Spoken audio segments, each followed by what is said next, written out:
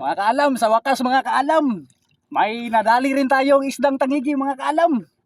Ito na. Samba talaga mga kaalam, nakatama tayo ngayon.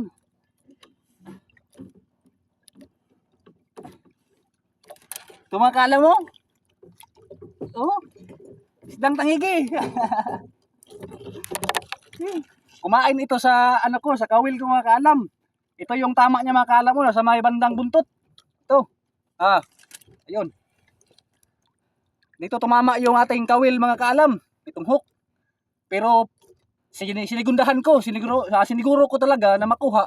Kaya pinana ko dito sa taas. Ito yung tama ng pana mga kaalam mo, sa bandang tiyan.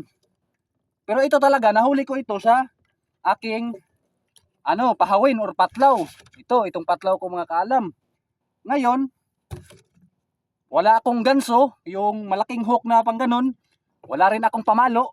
Tinira ko na aking pana mga kaalam. Ayos mga kaalam. Saktong-sakto.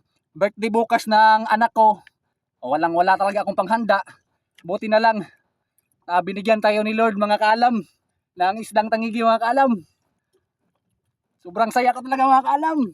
First time.